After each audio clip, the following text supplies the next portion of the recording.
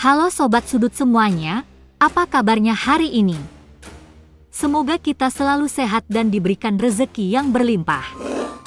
Gayanya santai, sering tampil dengan ikat kepala dan bahasa Sunda yang kental. Aksinya di lapangan selalu menyentuh hati, dari menyapa warga miskin, membagikan uang, hingga mendengarkan curhat rakyat kecil.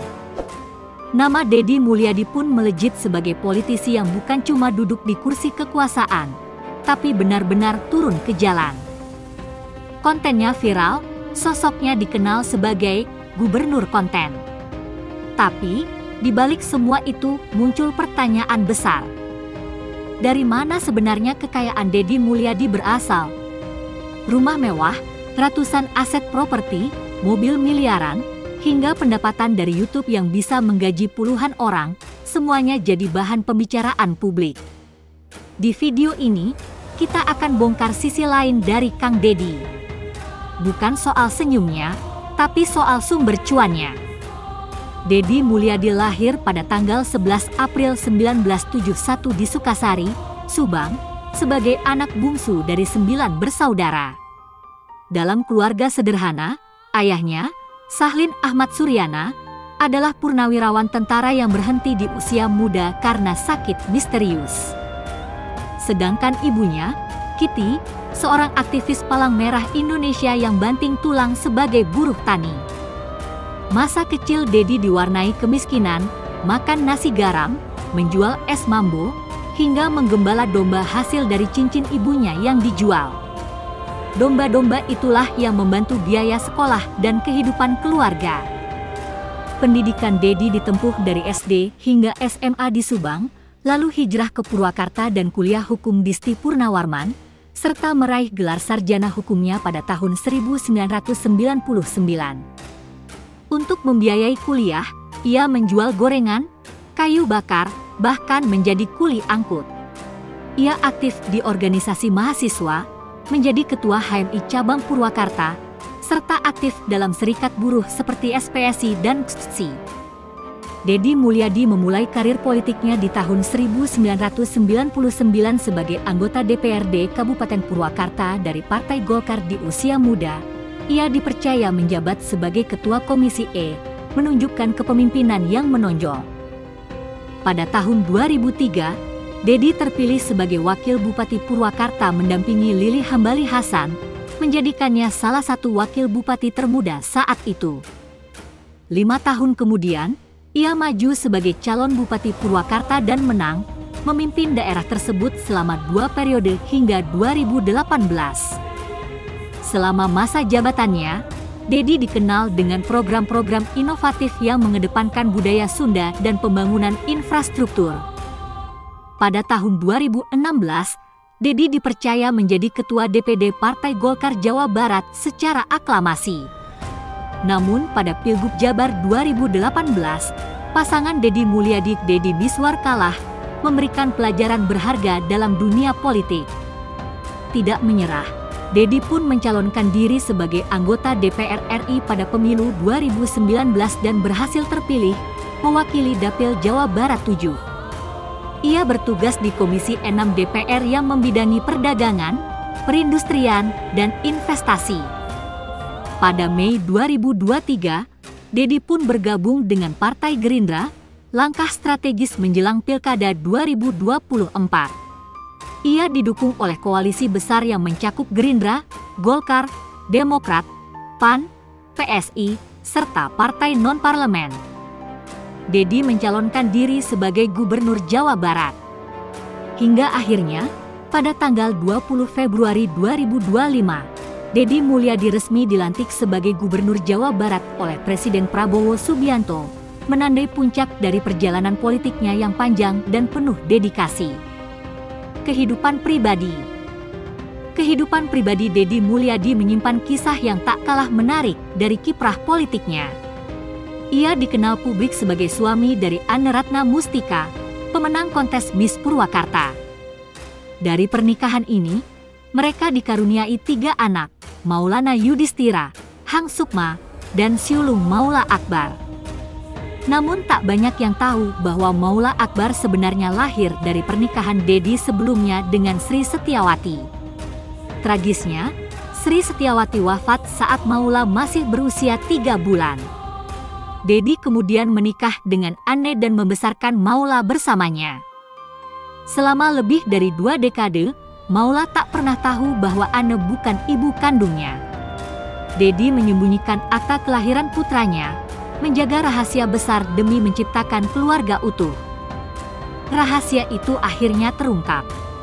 Usai Dedi dan Anne resmi bercerai di tahun 2023, Dedi kemudian mengajak Maula berziarah ke makam ibunya. Momen haru yang dibagikannya di media sosial memperlihatkan Maula bersimpuh dan menangis di pusara sang ibu untuk pertama kalinya. Kini, Maula Akbar tumbuh menjadi sosok muda yang melanjutkan jejak ayahnya. Lahir 4 November 1999, ia pun resmi dilantik sebagai anggota DPRD Jawa Barat pada tanggal 2 September 2024, mewakili Dapil X dengan perolehan suara mengesankan 478 suara. Ia menjadi salah satu anggota DPRD termuda pada periode 2024-2029 dan berjanji akan fokus menyerap aspirasi rakyat, khususnya generasi muda. Kekayaan dan media sosial. Di balik kisah keluarga yang menyentuh, tersimpan pula sisi menarik tentang kekayaan dan sumber penghasilan Dedi Mulyadi. Kekayaannya tak hanya bersumber dari jabatan publik, tapi juga dari kreativitas dan jejaring digital. Berdasarkan laporan harta kekayaan penyelenggara negara, LHKPN, per 20 Agustus 2024, total kekayaan Dedi tercatat sebesar 12,8 miliar rupiah. Sebagian besar berupa tanah dan bangunan senilai 7,3 miliar rupiah, tersebar di 6 bidang di Purwakarta dan Subang. Koleksi kendaraan mewah juga menjadi penopang utama kekayaannya dengan total nilai mencapai 8 miliar rupiah. Dalam laporan LHKPN, tercatat beragam kendaraan dari mobil premium hingga sepeda mahal, di antaranya Lexus LX 600 2022 3,9 miliar, Mercedes-Benz E300 Coupe 2018 1,5 miliar, Lexus Minibus 2023 1,95 miliar, motor Triumph Scrambler R200 cc, Vespa Segiorni edisi terbatas, sepeda Polygon Colossus. Koleksi ini mencerminkan selera tinggi Dedi terhadap kendaraan klasik, eksklusif, dan bernilai investasi. Ia juga tercatat memiliki barang seni dan koleksi pribadi senilai 160 juta rupiah serta kas dan setara kas sebesar 1,1 miliar rupiah. Sementara itu, utangnya masih tercatat 3,8 miliar rupiah, sebagian besar dari kredit kendaraan. Menjabat sebagai Gubernur Jawa Barat, Dedi mendapat gaji, tunjangan, dan fasilitas jabatan. Namun ia kerap terlihat membagikan uang kepada warga miskin di jalan atau korban penggusuran. Menariknya, ia mengungkap bahwa uang yang dibagikan berasal dari penghasilan YouTube-nya dan sebagian dari dana operasional gubernur. Kanal Kang Dedi Mulyadi Channel 7,27 juta subscriber dan Lembur Pakuan Channel 1,5 juta subscriber menjadi mesin penghasil uang. Ia menyebut bisa menggaji hingga 30 orang karyawan dari pendapatan YouTube-nya dengan estimasi pendapatan total dari kedua kanal bisa mencapai miliaran rupiah per bulan, tergantung CPM dan engagement. Kombinasi aset fisik, fasilitas negara, dan kekuatan digital menjadikan Dedi Mulyadi sebagai salah satu politisi dengan portofolio kekayaan yang unik di Indonesia. Strategi digital. Dedi Mulyadi telah memanfaatkan media sosial sebagai sarana utama dalam membangun citra politik dan memperluas jangkauan sosialnya. Melalui kanal YouTube Kang Dedi Mulyadi Channel, dengan lebih dari 2 miliar penayangan, ia konsisten membagikan konten yang menampilkan interaksi langsungnya dengan masyarakat, terutama mereka yang kurang beruntung. Konten-konten ini mencerminkan kepeduliannya terhadap isu-isu sosial dan budaya serta memperkuat citranya sebagai pemimpin yang dekat dengan rakyat.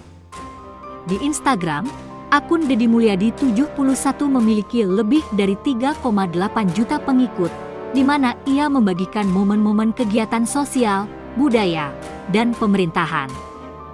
Sementara itu, akun TikTok resminya Deddy Mulyadi Official juga aktif membagikan video pendek yang menyoroti aktivitas sehari-harinya, memperkuat keterlibatannya dengan generasi muda dan masyarakat luas. Kehadiran aktif Deddy di berbagai platform media sosial tidak hanya meningkatkan popularitasnya, tetapi juga memperkuat posisinya sebagai tokoh politik yang adaptif terhadap perkembangan zaman. Strategi digital ini memungkinkan Deddy untuk menjangkau audiens yang lebih luas, menyampaikan pesan-pesan politiknya secara langsung, dan membangun hubungan yang lebih personal dengan masyarakat. Dalam era politik digital saat ini, popularitas di media sosial menjadi modal penting bagi seorang politisi. Deddy Mulyadi, dengan pendekatan humanis dan budaya yang kuat, memiliki potensi untuk melangkah lebih jauh dalam kancah politik nasional. Lebih dari sekedar politisi, Deddy Mulyadi adalah simbol kepemimpinan yang mengedepankan nilai-nilai budaya dan keberpihakan kepada rakyat kecil. Bagaimana menurut sobat? Komen di bawah ya. Dan jangan lupa untuk selalu mendukung kami dengan cara tekan tombol subscribe, like, komen dan share video ini. Salam hangat dari Mimin, terima kasih.